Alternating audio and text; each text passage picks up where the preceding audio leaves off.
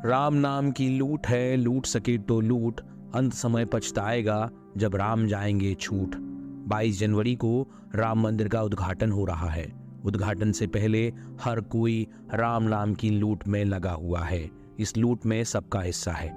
लड़ाई उसके बाद भी है, क्योंकि इसमें शामिल पार्टियों को लग रहा है कि उन्हें इस लूट का हिस्सा कम मिल रहा है। इस लड़ाई के सबसे मजबूत खिलाड़ी हैं धर्म और राजनीति, जो एक दूसरे पर आरोप प्रत्यारोप लगा रहे हैं।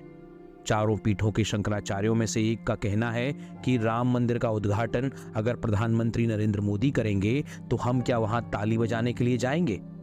प्रधानमंत्री जिनके प्रयासों से यह सब होना बताया जा रहा है, उनके समर्थक कह रहे हैं कि उन्होंने तो आज से 30 साल पहले ही कसम खाई थी कि जब तक रामलला को भव्य मंदिर में नहीं बिठा देंगे तब तक वह अयोध्या नहीं जाएंगे।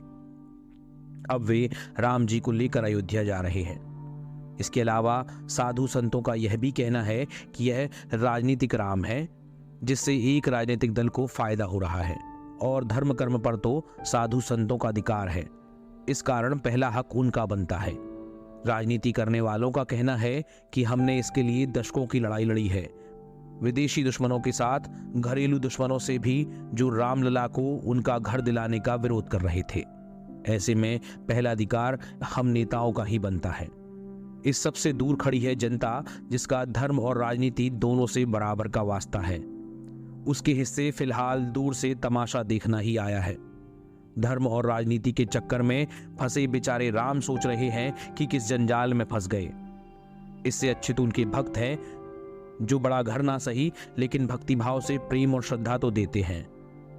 राम नाम की इस लूट की लड़ाई में सबसे मजेदार बात यह है कि धर्म वाले पिछले 50 साल से उनकी राजनीति का समर्थन करते रहे हैं, और राजनीति करने वाले हमेशा धर्म और उसके अनुसार आचरण की दुहाई देते रहे हैं। अब दोनों आपस में झगड़ रहे हैं, और जानकार कहते हैं कि अभी तो यह लड़ाई की शुरुआत है। हालांकि धर्म और राजनीति इस बात पर सहमत हैं कि पिछली 5 सदियों से राम वनवास पर थे, क्योंकि कुछ विधर्मियों ने उनके घर को तोड़कर उन्हें बाहर निकाल दिया था। अब जबकि 5 सदी बाद राम वापस आ रहे हैं, तो उन्हें लाने का श्रेय इस धार्मिक राजनीति को ही दिया जाए। इसके उलट धर्म और राजनीति राम पर अपना अधिकार जमा रहे हैं, जैसे कि राम केवल उनके ही हों। अधिकारों की यह लड़ाई लूट के उसी हिस्से पर कब्जा जमाने की है।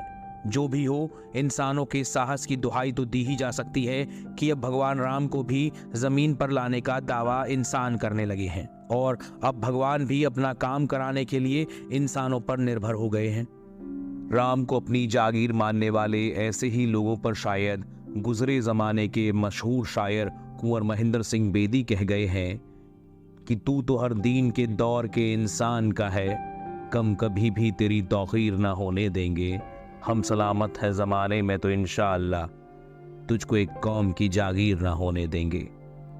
कुंवर महेंद्र सिंह बेदी का यह शेर उन लोगों के लिए है जो राम को अपनी जागीर बताते हैं। तो दोस्तों, आप क्या मानते हैं? अयोध्या में बन रहा राम मंदिर किसकी जागीर है? धर्म की, राजनीति की, या फिर हर उस हिंदुस्तानी की जो राम के वजूद में यकीन रखता है? आप जो भी सोचते हो मोबाइल वाणी पर ज़रूर बताएं, क्योंकि हम मानते हैं कि आपका बोलना ही एक स्वस्थ लोकतंत्र की इकलौती ज़रूरत है। इसलिए आप बोलिए मोबाइल वाणी पर 3 नंबर का बटन दबाकर, या फिर मोबाइल वाणी की ऐप पर आकर, क्योंकि आप बोलेंगे तो बदलेगा। सुनते रहिए मोबाइल वाणी।